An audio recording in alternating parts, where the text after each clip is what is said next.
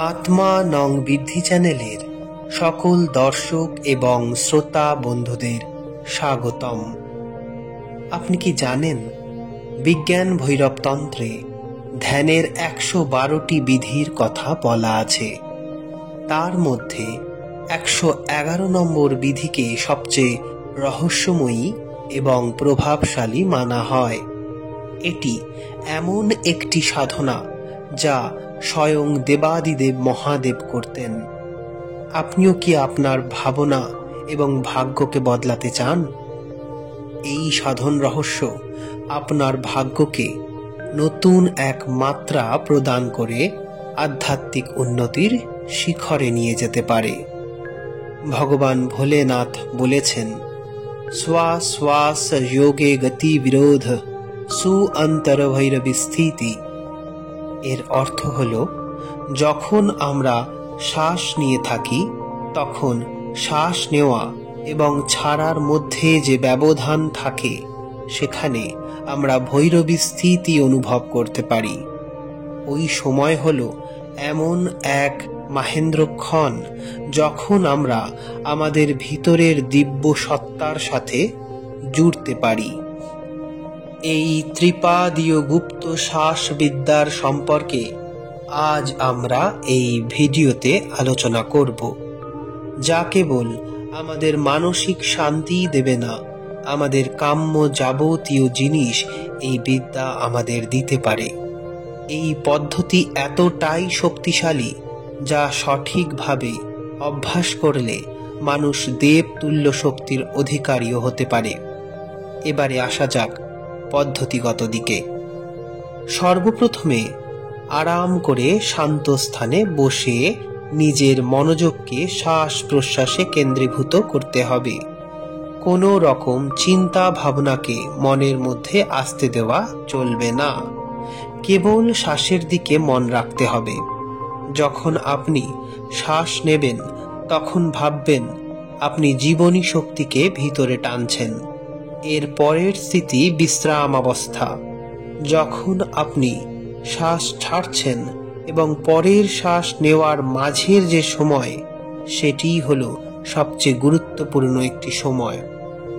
দেবাদিদেব মহাদেবের কথানুসারে এই মুহূর্ত আমাদের ভৈরবী স্থিতি সম্পর্কে অবগত করায়।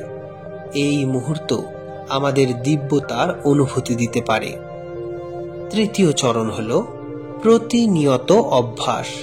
এই অভ্যাস প্রত্যেক দিন 111 বার করলে মন শান্ত হবে এবং নিজের ভিতর জীবনী শক্তির প্রবাহ অনুভূত হবে। এটিই হলো সবচেয়ে শক্তিশালী ম্যানিফেস্টেশন। এই বিদ্যার মধ্যে দিয়ে মহাদেব আমাদের বুঝিয়েছেন জীবন এবং শ্বাস একে অপরের পূরক। নিষ্ঠা সহ প্রত্যহ এই ধ্যানের অভ্যাসে ব্যক্তির ভিতর আধ্যাত্মিক বিকাশ সাধিত হয়। ভিডিওটি সম্পূর্ণ দেখুন এবং জীবনে আধ্যাত্মিক লাভকে স্বাগত জানান। প্রিয় দর্শক, এই গুপ্তবিদ্যা কেবল জ্ঞান নয়, এটি হলো আত্মজাগরণের চাবিকাঠি। আপনিও যদি জীবনে কিছু অসাধারণ পেতে চান তবে এই পদ্ধতিকে অনুসরণ করুন এবং কমেন্টে অবশ্যই কেমন লাগলো আপনার তা শেয়ার করুন। তবে মনে রাখবেন, সাধন অনুভূতি সব সময় গোপন রাখাই শ্রেয়। মনে রাখবেন, এটা কেবল সাধনাই নয়, এটা হলো জীবনের রহস্য, যা প্রত্যহ অভ্যাস করুন এবং জীবনে দিব্য পরিবর্তনকে স্বাগত জানান। আজ আমি আপনাদের সাথে মহাদেব কথিত বিজ্ঞান ভৈরবতন্ত্রে 3 স্টেপ ব্রিদিং এর এমন একটি গুপ্ত এবং মূল্যবান বিদ্যা নিয়ে আলোচনা করতে চলেছি, যা আপনাকে দেবতুল্য বানিয়ে দিতে পারে। শ্বাসকে জীবন তুল্য মানা হয় কারণ এটি জীবনের সাথে আসে এবং মৃত্যুর সাথে চলে যায়। শ্বাস প্রশ্বাসে একটুখানি পরিবর্তন যা চেতনার পরিবর্তন ঘটাতে সক্ষম। বিজ্ঞান ভৈরবতন্ত্রে শিব এমন শ্বাসের প্রক্রিয়ার কথা বলেছেন যাকে সোহম বিদ্যা বলা হয়, গোটা ব্রহ্মাণ্ড একটি লয়ে চলছে। এই লয় এই সাধনের মধ্যেও বর্তমান। এই সাধনের মধ্যেও যে ভাইব্রেশন আছে তা মানুষের চেতনাকে ভয়ঙ্কর ভাবে পরিবর্তন করতে পারে। এই সোহম বিদ্যা আজ থেকে আনুমানিক ৩,৫০০ থেকে ৪,০০০ বছর পুরনো মানা হয়, যার প্রমাণ হিন্দু পৌরাণিক গ্রন্থ, বেদ, উপনিষদে পাওয়া যায়। যেমন শঙ্করাচার্য বা বেদান্তে বলা হয় অহম ব্রহ্মাস্মি, অর্থাৎ ব্যক্তির আত্মা এবং সর্বব্যাপী চেতনা একই। একে জানার সবচেয়ে সরল প্রক্রিয়ার নাম সোহম বিদ্যা বা যোগ বিদ্যা বা এই শ্বাস বিজ্ঞান। যতস্য হি ধ্রুব মৃত্যুর্ধ্রুবং জন্ম মৃতস্য চ তস্মাদ পরিহার্যে হর্থে ন ত্বং শোচিতুমর্হসি। ভগবদ গীতার শ্লোকানুসারে যাদের জন্ম হয় তাদের মৃত্যু নিশ্চিত, আবার যারা মারা যায় তাদের জন্ম নিশ্চিত। কিন্তু এসবের মাঝেও আত্মা নামক একটি বিষয় আছে যা জন্ম ও মৃত্যুর অতীত।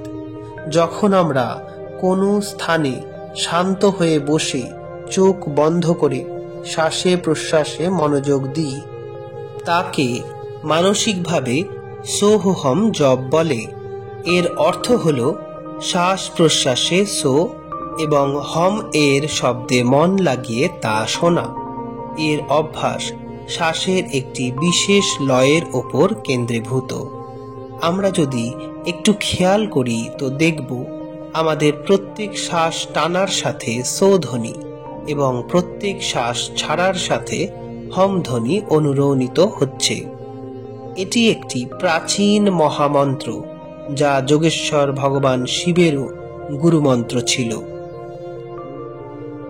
যদি অভ্যাস দ্বারা সাধন মারফত শরীরকে মন্ত্রের ধ্বনির সাথে সমলয়ে বাঁধা যায়, তবে যা ইচ্ছে তা অনায়াসে লাভ করা সম্ভব। প্রায়শই আমরা শ্বাসকে গুরুত্ব দিই না, কিন্তু এই শ্বাসই শ্রী ভগবানের চরণ। একটি গভীর শ্বাসের মধ্য দিয়েই আমাদের অভ্যন্তরীণ শক্তি শরীরের ৭২,০০০ নাড়ির মধ্য দিয়ে সমগ্র শরীরে সমাহিত হয়। প্রাচীন সময় থেকেই যোগ এবং তন্ত্রের মধ্য দিয়ে আমাদের শরীরের ৭২,০০০ নাড়ির কথা বলা হয়েছে।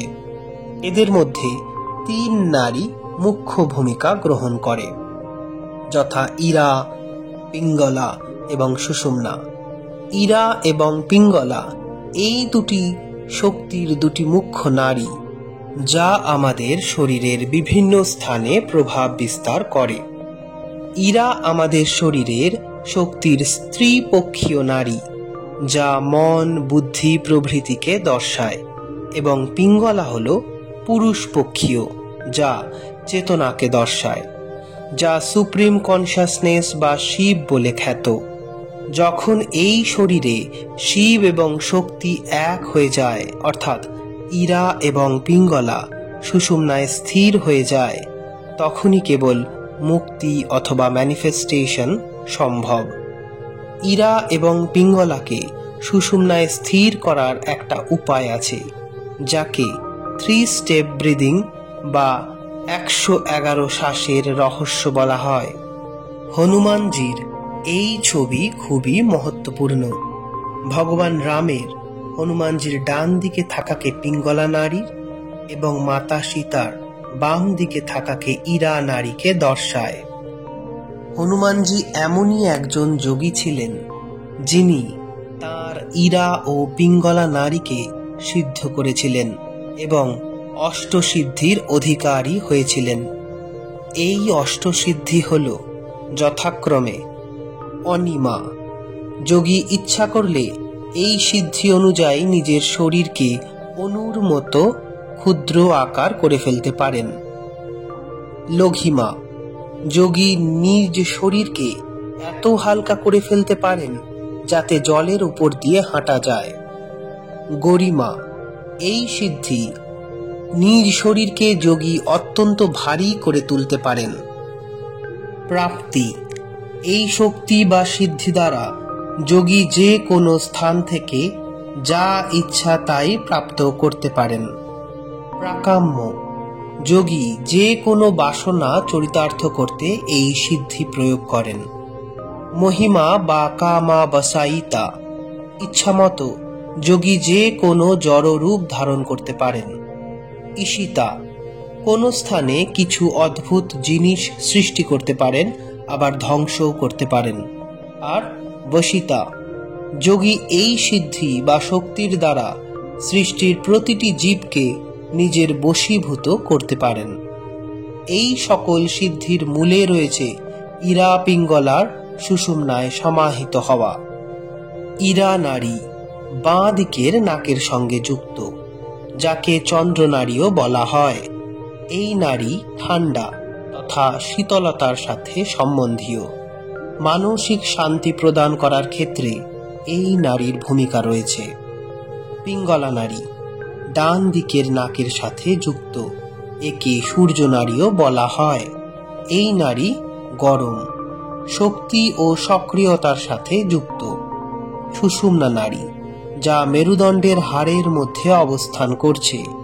এই নাড়ী বাকি দুই নাড়ীদের প্রভাবিত করতে এবং উচ্চ চেতনাকে ধারণ করতে সহায়তা করে। এই নাড়ী কুণ্ডলিনী শক্তি জাগরণের ক্ষেত্রে মুখ্য ভূমিকা পালন করে।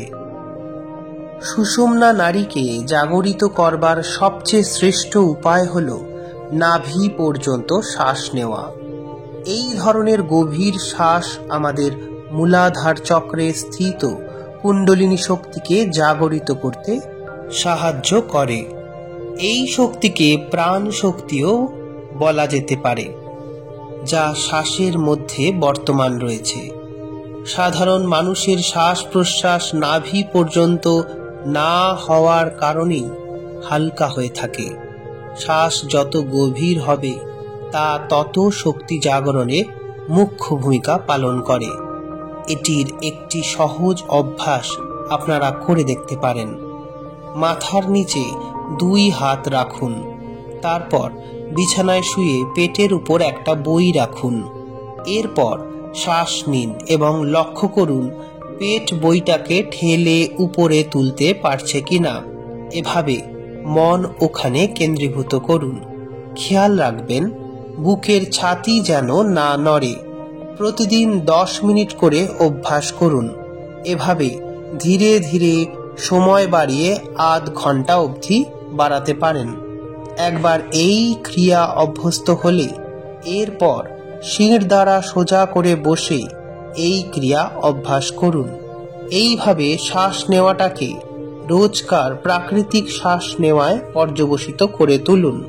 যদি ভিডিওটা আপনার ভালো লেগে থাকে তবে লাইক এবং শেয়ার করে এই অমূল্য বিদ্যা সকলের কাছে পৌঁছে দিন। এরকম ইনফরমেটিভ ভিডিও পেতে অবশ্যই আত্মানং বিদ্ধি চ্যানেলটিকে সাবস্ক্রাইব করে বেল আইকনটি প্রেস করে পাশে থাকবেন। ধন্যবাদ।